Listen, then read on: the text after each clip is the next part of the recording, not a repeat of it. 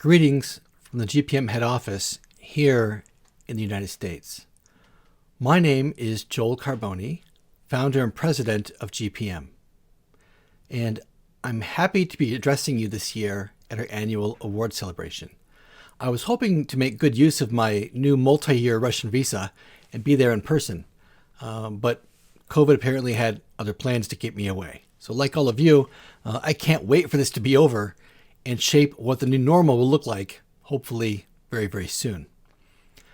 Before I speak about awards, I want to talk a minute or two about net zero and how important it is that we as a profession make strides to address it from this point forward.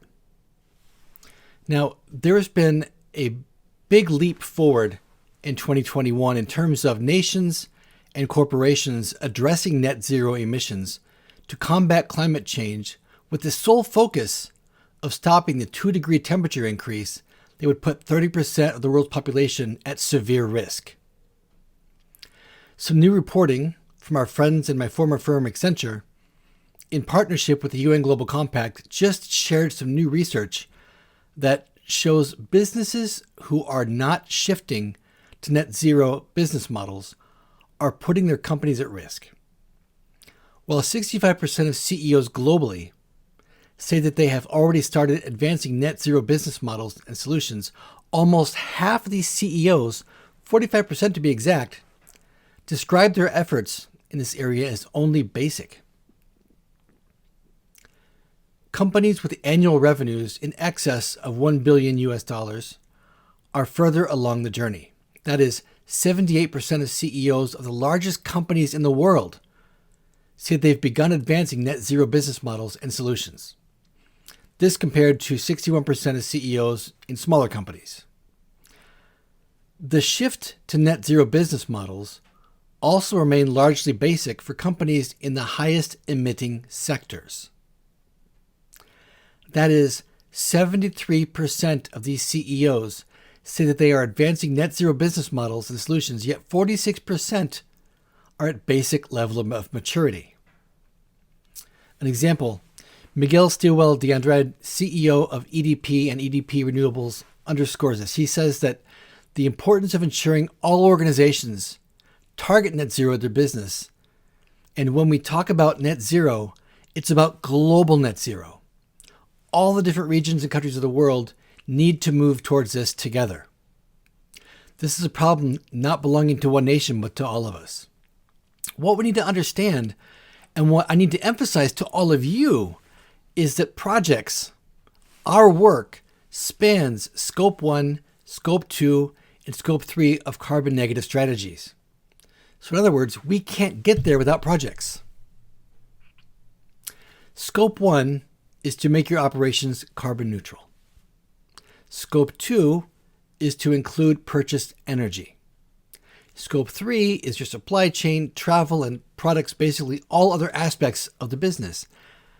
Unless we understand what net zero means to projects and project management, there isn't an organization out there that can truly claim that they've achieved net zero Scope 2 or 3. And now that the world has set goals, we have to do our part. Research at GPM has conducted that and we will release this in January, will show that 38% of projects globally have been impacted by climate change-related weather events. And just yesterday, an extreme tornado landed down in 6 states in my country and wiping out over 70 people. This is up from only 4% 3 years ago. So 38% of projects globally being impacted, and 3 years ago, only 4% being reported. That's a major spike. Also, there is consensus among practitioners that our profession is not doing enough to combat climate change. 100% of you say we're not doing enough.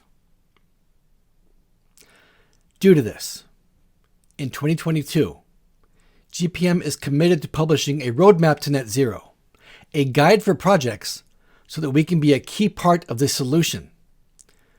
We will have more on that, of course, in coming weeks, but the project has begun. Now, speaking of key parts, You are all to be commended. The reason we're here today is to celebrate your progress. First, congratulations are in order to Oksana Klemenko and her team at Project Alliance, also known as GPM Russia and CIS. This year, they had a 20% increase in award applicants, and 11 finalists were chosen for the second stage. This, in and of itself, is tremendous. The award categories include business projects, social projects, environmental ecology projects, and training and education projects. This year, culture and healthcare were added as new categories also.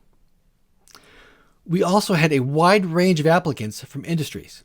Submissions were received from oil and gas, energy, mining, telecom, public sector, NGOs, and education. We even had support from the analytical center of government of the Russian Federation, and of course we want to thank them for that.